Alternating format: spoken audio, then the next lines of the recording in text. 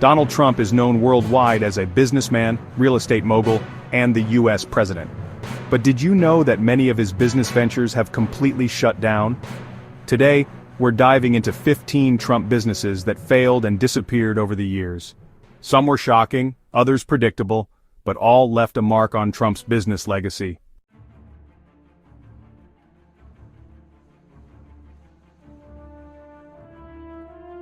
Let's kick off with one of Trump's most ambitious ventures, Trump Airlines, or, as it was officially known, Trump Shuttle.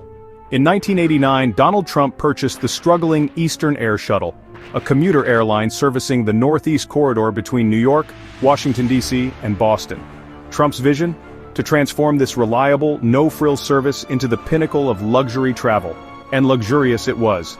Trump shuttle planes boasted plush leather seating, polished wood paneling, and gold-plated seatbelt buckles, because nothing says first class like a touch of gold. Trump even promised a customer experience unlike anything passengers had seen before. But there was turbulence ahead. Despite Trump's investment in opulence, the airline was weighed down by sky-high operating costs and fierce competition. Add to that a struggling economy in the early 1990s, and passengers weren't exactly flocking to pay premium prices for short flights. Within just 2 years, Trump Shuttle was drowning in debt, reportedly owing millions to creditors. By 1992, the airline was handed over to creditors and absorbed by US Airways, bringing Trump's high-flying ambitions to a sudden and unceremonious landing. Trump Shuttle soared into the skies with grand promises, but it was a flight plan that never truly got off the ground. A high-flying dream grounded by cold, hard economics.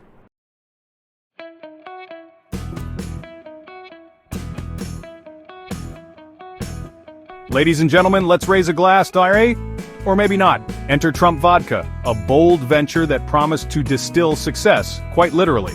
Launched in 2006 with the tagline "Success Distilled," Trump Vodka aimed to dominate the top-shelf liquor market, taking on giants like Grey Goose and Belvedere.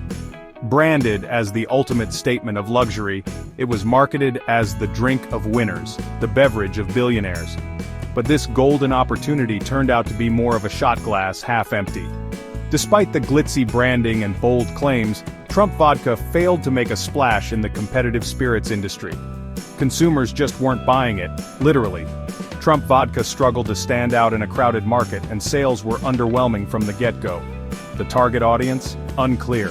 The execution? A bit on the rocks. Adding to its woes were legal complications over unpaid fees with the manufacturing partner. By 2011, production halted entirely and the product quietly disappeared from shelves. A bold vision drowned by a sea of competition and poor planning. The ultimate irony? Trump himself is famously teetotal. A case of shaken, not stirred, and certainly not sold.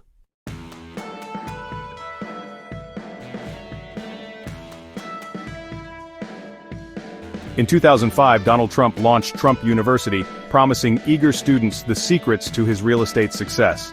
The pitch? Learn the Trump way to wealth through exclusive seminars, workshops, and mentorship programs.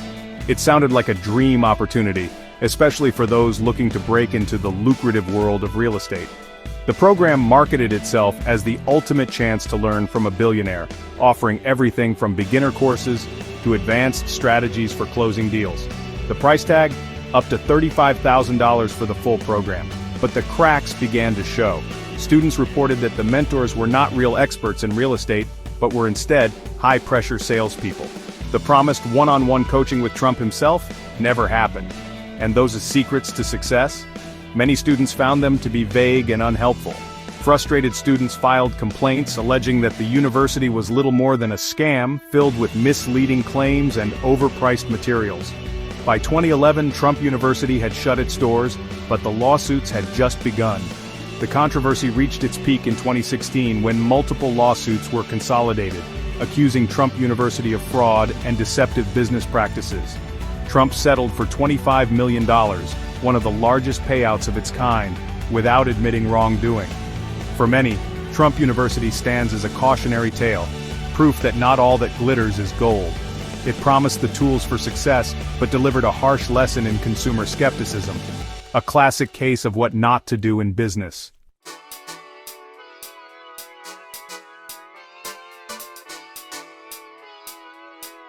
Ah, Trump Steaks, a product as bold and extravagant as the man behind the brand.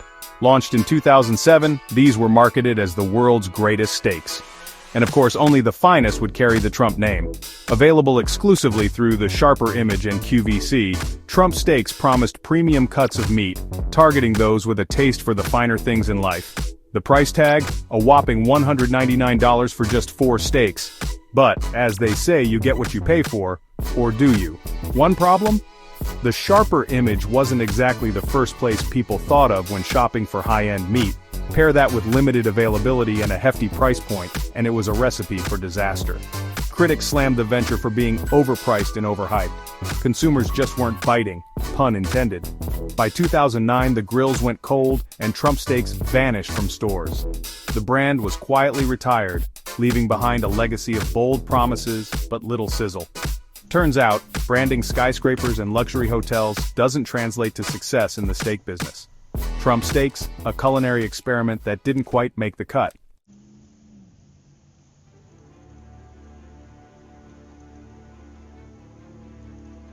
Once upon a time, Atlantic City was synonymous with glitz, glamour, and high-stakes gambling. And at its peak, the name Donald Trump was everywhere, a towering presence in the casino empire.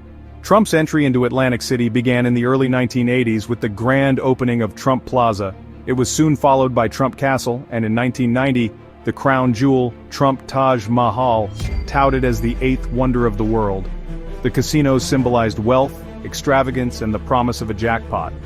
But behind the glittering facades, storm clouds were brewing. Trump's casino ventures were operating on massive debt, relying heavily on loans to finance their grandeur. By the 1990s, trouble began to surface as the gambling industry struggled to keep pace with changing economic conditions. Over the years, each casino faced its own financial battles. The Plaza filed for bankruptcy in 1992, the Castle followed shortly after, and even the Taj Mahal, Trump's prized possession, couldn't escape the downward spiral. It filed for bankruptcy not once, but multiple times.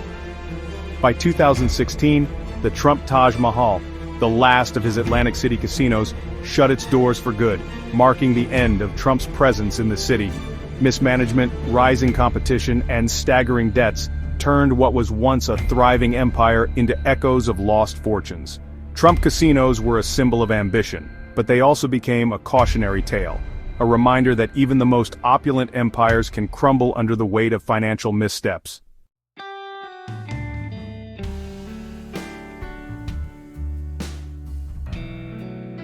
In 2007, Donald Trump launched Trump Magazine, his ambitious foray into the world of luxury lifestyle publications. Aimed at the wealthiest readers, the magazine showcased exclusive insights into the opulent world of real estate, fashion, and travel. With the Trump name front and center, the magazine was meant to embody the billionaire lifestyle, offering readers a taste of glamour and grandeur. From high-end cars to sprawling estates, it promised content as luxurious as its target audience. But behind the glossy pages and glittering covers, the publication faced mounting challenges. Advertising revenue fell short of expectations, and circulation numbers struggled to keep pace in a competitive market. As the global economy began to falter in 2008, luxury spending took a hit, and Trump Magazine was no exception. By 2009, the publication ran into financial trouble and was ultimately shut down. Even the Trump brand couldn't keep this venture afloat. Trump Magazine may have promised readers a glimpse into the high life, but its short-lived existence became a reminder of the pitfalls of ambitious branding in an uncertain economic climate.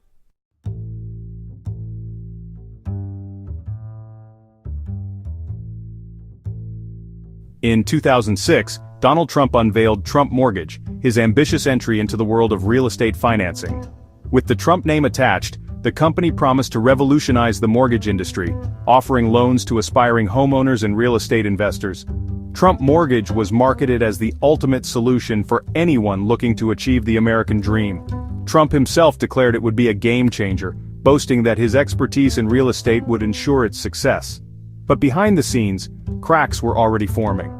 The company's leadership lacked experience in the mortgage industry, and its business model relied heavily on aggressive sales tactics. Timing couldn't have been worse. Trump Mortgage launched just as the housing market began to show signs of instability. By 2007, the housing market crash was in full swing, and Trump Mortgage was caught in the storm. The company struggled to secure clients, leaving employees unpaid and facing mounting lawsuits. Within a year, the business collapsed entirely. Trump Mortgage became a cautionary tale of bad timing and poor management. Critics argued that the venture was doomed from the start, with inexperienced leadership and unrealistic promises. In the end, Trump Mortgage was a fleeting chapter in Trump's business portfolio, a bold idea that couldn't withstand the harsh realities of the market. Bad timing, bad management, maybe both.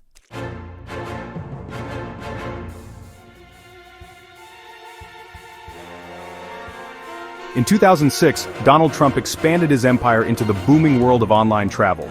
The launch of GoTrump.com promised to revolutionize luxury travel, offering exclusive deals and high-end accommodations to customers aspiring to book like a billionaire. Trump personally endorsed the venture, presenting GoTrump.com as a superior alternative to travel giants like Expedia and Priceline. The site featured lavish destinations, exclusive deals, and luxurious vacation packages aimed at travelers who wanted more than the ordinary. However, breaking into the highly competitive online travel industry proved to be a daunting challenge. Giants like Expedia and Priceline dominated the market, offering similar services at often lower prices and with more robust functionality. GoTrump.com failed to gain the traction it needed. Consumers were slow to adopt the platform, and its niche appeal couldn't overcome the sheer scale and reputation of established competitors. By 2007, the website was shut down, marking another short-lived chapter in the Trump business portfolio. Despite its ambitious branding, GoTrump.com couldn't find a way to stand out in a crowded industry. GoTrump.com aimed to capture the luxury travel market, but ultimately became a fleeting experiment in online business, a bold idea that vanished within a year.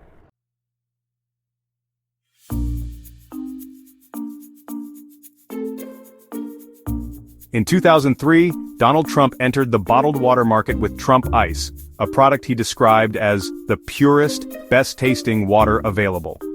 Marketed as a premium brand, Trump Ice was positioned as the go-to choice for those seeking luxury in every sip.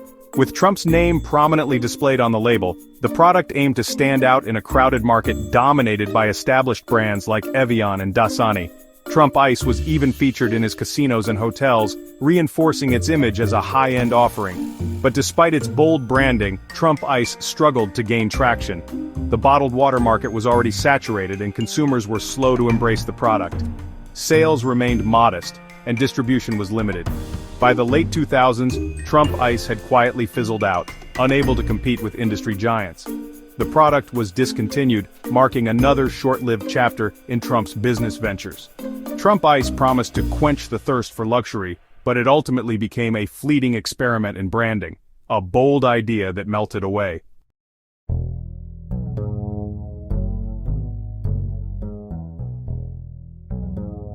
Trump Fragrances, a bold venture into the world of high-end colognes and perfumes. Launched in 2004, this line aimed to bring the elegance of the Trump brand to the fragrance market. The collection included scents like Success by Trump, designed to evoke the power and sophistication associated with the Trump name. The branding promised consumers a touch of billionaire lifestyle in a bottle. But while the packaging was polished, the product faced challenges in standing out. With fierce competition from established luxury fragrance brands, Trump Fragrances struggled to carve a niche in the crowded market. Despite its ambitious launch, the line failed to gain lasting popularity. Sales dwindled, and by 2016, production quietly ceased. Trump Fragrances joined the list of ventures that couldn't hold their allure.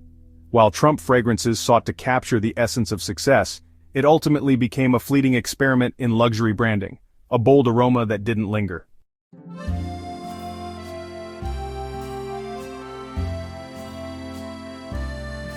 In 1999, Donald Trump founded Trump Model Management, a New York-based modeling agency aiming to compete with the industry's biggest names. For nearly 2 decades, the agency represented aspiring and professional models from around the globe, showcasing their talent on some of the world's most prestigious stages. With the Trump name attached, The agency promised aspiring models unparalleled opportunities in the competitive world of fashion. Trump Model Management was home to a diverse roster of talent, including top international models, making it a recognized name in the industry. However, behind the glitz and glamour, controversy brewed. Allegations emerged about the treatment of models under the agency's management. Critics pointed to exploitative working conditions, visa issues, and underpayment as key problems. Some former models shared their experiences, describing long hours, limited compensation, and challenges with obtaining proper work visas, raising serious ethical questions about the agency's operations.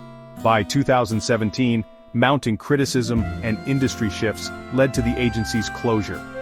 Trump Model Management quietly shut its doors, ending its nearly two-decade run in the fashion industry.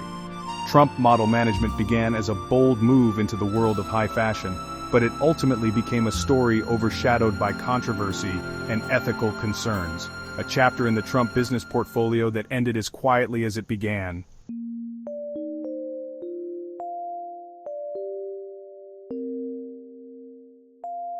In 2009, Donald Trump took a bold step into the world of health and wellness with the launch of Trump Network.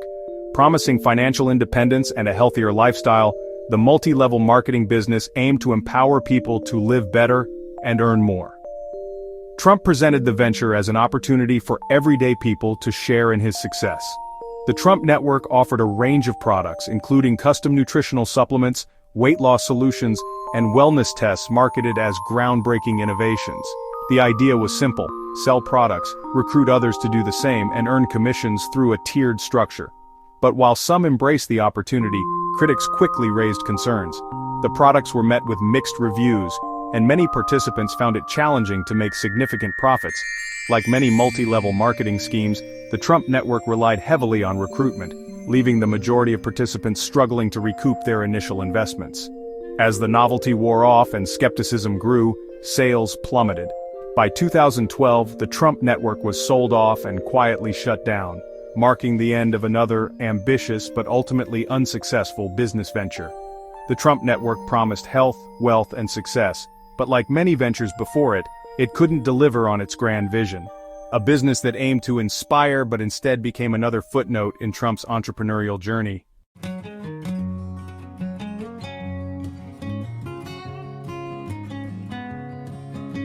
In 1989, Donald Trump decided to bring his business acumen to the world of family game night. Enter Trump the Game, a Monopoly-style board game promising players the thrill of high-stakes real estate deals and the chance to think like Trump. The game was marketed as a dynamic and competitive experience, inviting players to outwit and outdeal their opponents to amass the most wealth. With Trump's brand at the forefront, expectations were high. But the reality, Trump the Game was complicated and lacked the charm of classic favorites like Monopoly. Players struggled to connect with its mechanics and reviews were lukewarm at best. Despite the bold marketing, the game failed to sustain interest and was pulled from shelves after disappointing sales. It seemed that deal-making didn't translate quite as well to cardboard as it did to the boardroom. Years later, Trump the Game was revived in 2005, riding the wave of Trump's newfound fame as the star of The Apprentice. The updated version incorporated elements of the show, hoping to capitalize on its success. But history repeated itself. The re-release failed to attract new fans, and once again the game was discontinued. It seemed that lightning wouldn't strike twice for this particular venture. For a board game meant to capture the excitement of Trump's business empire, Trump the Game ended up being more of a passing fad. Twice launched, twice discontinued, a curious chapter in the world of gaming.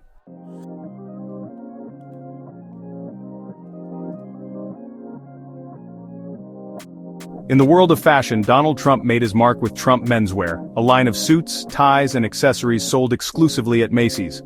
Launched with the promise of sophistication and style, the collection aimed to bring the Trump brand to the wardrobes of ambitious professionals. The line featured classic designs and bold patterns, catering to those who wanted to dress for success. With Trump's name attached, the menswear collection was marketed as the epitome of confidence and power. But by 2015, the brand faced significant challenges. Controversial political statements made by Trump during his presidential campaign sparked public outrage, leading to calls for boycotts of Trump-branded products. Under mounting pressure, Macy's decided to sever ties with the Trump brand, discontinuing the menswear line entirely. The decision marked the end of Trump's presence in the retail fashion industry. Trump menswear began as a bold venture into fashion, but ended as a casualty of political controversy. A stylish chapter in Trump's business portfolio, now closed.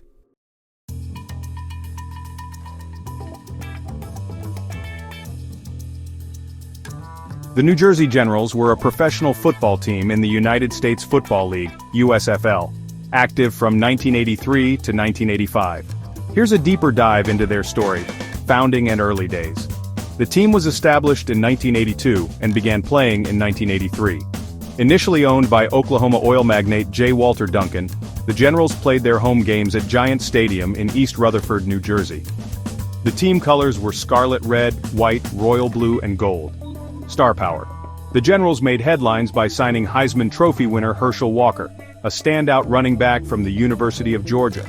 This was a bold move as Walker still had college eligibility remaining.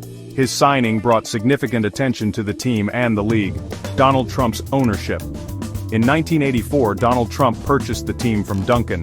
Under Trump's ownership, the Generals aimed to become a dominant force in the league. Trump invested heavily in the team, signing high-profile players like NFL MVP quarterback Brian Sipe, and later Heisman-winning quarterback Doug Flutie. Performance: the Generals improved significantly under Trump's ownership. In 1984, they finished with a 14-4 record and made the playoffs, though they were eliminated in the first round. In 1985, they had an 11-7 record but again fell short in the playoffs. Controversy and the fall of the USFL. Trump's push to move the USFL's schedule to the fall to compete directly with the NFL is often cited as a factor in the league's downfall. The USFL folded after the 1985 season, and with it, the New Jersey Generals ceased operations.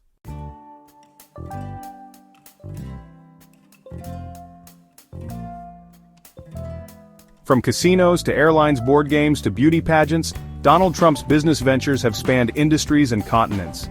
Some soared, but many stumbled, each leaving behind a story of ambition, risk, and lessons learned. Trump's name has always been synonymous with boldness, but boldness alone doesn't guarantee success. Across 15 ventures, the Trump brand has faced the highs of grand openings and the lows of abrupt closures.